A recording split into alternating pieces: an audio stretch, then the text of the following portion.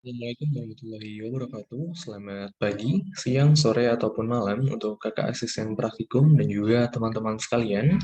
Saya Dimas Farhan Nugraha dari kelas analisis multivariat 1B dengan nomor urut presensi 1, yang dimana akan menjelaskan tentang T kuadrat hoteling yang sebelumnya juga sudah ditugaskan dan nanti akan membahas tentang studi kasus dan juga penyelesaiannya menggunakan software R. Uji T kuadrat hoteling digunakan untuk menguji main vektor dari beberapa variabel yang bersifat multivariat. T kuadrat hoteling merupakan salah satu metode yang digunakan untuk mengontrol pergeseran main proses untuk kasus multivariat berdasarkan pengamatan individual. Selain pergeseran main proses, pergeseran variabilitas proses juga perlu dikontrol. Selanjutnya, hipotesis dan statistik uji dari T kuadrat hoteling dibedakan menjadi dua, yang dimana satu populasi ini memiliki H0 yaitu vektor rata-rata sama dengan vektor rata-rata 0, dan untuk H1 yaitu vektor rata-rata tidak sama dengan vektor rata-rata 0.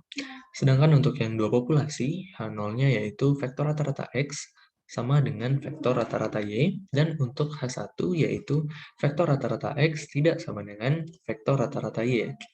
Dan untuk statistik uji dari satu populasi dan dua populasi, terdapat perbedaan, yang dimana bisa dilihat pada layar.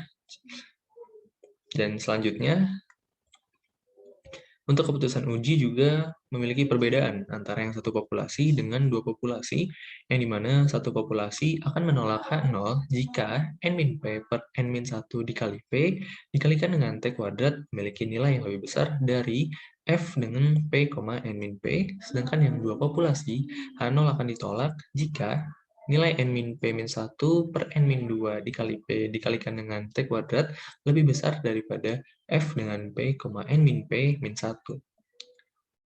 Selanjutnya, kita akan membahas studi kasus yang dimana terdapat data tinggi, lingkar dada, dan juga lingkar lengan atas anak laki-laki dan perempuan yang berusia 2 tahun di dataran tinggi Asia. Jika dilihat di sini data laki-laki adalah yang atas dengan banyaknya individu sebanyak 6, dan untuk data perempuan berada yang di bawah dengan banyaknya individu yaitu sebanyak 9.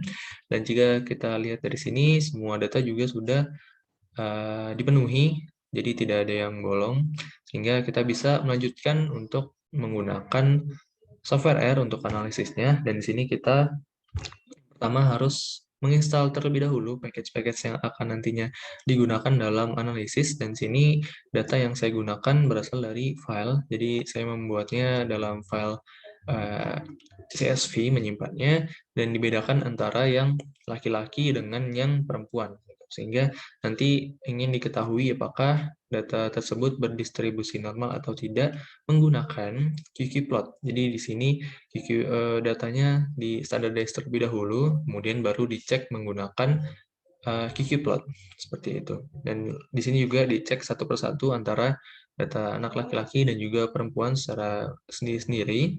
Kemudian setelah kita mengetahui apakah data tersebut berdistribusi normal atau tidak, kita melanjutkan dengan melakukan cek kesamaan matriks kovarian dua populasi, yang dimana di sini data yang digunakan adalah data gabungan, sehingga tidak lagi sendiri-sendiri, melainkan datanya digabung antara data anak laki-laki dan juga perempuan, sehingga nanti di sini kita bisa membandingkan dengan alfa nantinya.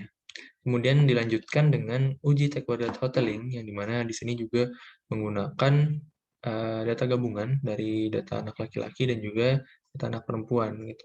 Seperti itu, dan sintaksnya seperti berikut yang ada di layar, dan kita akan melihat dari output yang dihasilkan.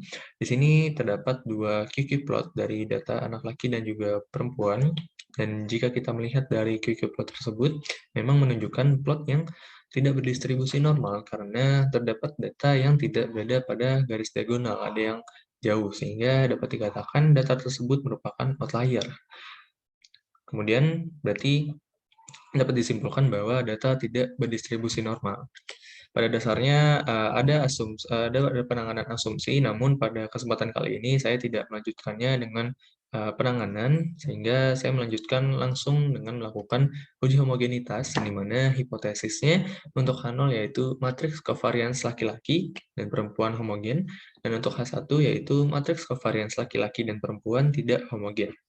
Sintaks yang digunakan adalah sebagai berikut, dan didapatkan hasil eh, p-value sebesar 0,768, yang dimana nilai tersebut lebih besar daripada alfa, yaitu 0,05, sehingga H0 diterima.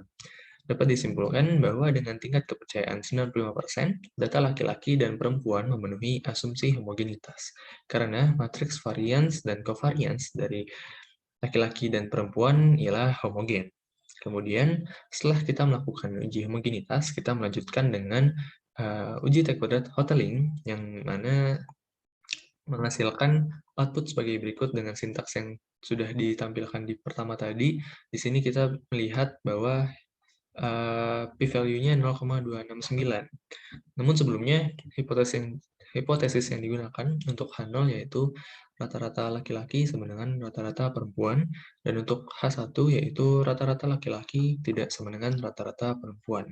Dari output yang dihasilkan, sudah saya katakan bahwa p-value yang dihasilkan adalah 0,269, yang dimana nilai tersebut lebih besar daripada alfa, yaitu sebesar 0,05, maka H0 diterima. Dan oleh karena itu dapat disimpulkan bahwa dengan tingkat kepercayaan 95%, vektor rata-rata laki-laki sama dengan vektor rata-rata perempuan. Dari analisis yang sudah dilakukan sebelumnya, dapat disimpulkan secara keseluruhan dengan hasil yang sudah dihasilkan dari software R, dapat disimpulkan bahwa dengan tingkat kepercayaan 95%, tidak ada perbedaan tinggi lingkar dada dan lingkar lengan atas antara anak laki-laki dan perempuan yang berusia 2 tahun di dataran tinggi Asia. Sekian yang dapat saya sampaikan. Mohon maaf bila ada salah pengucapan kata maupun kesalahan dalam melakukan analisis. Sekian dari saya. Terima kasih. Semoga selalu dalam kesehatan dan juga wassalamualaikum warahmatullahi wabarakatuh.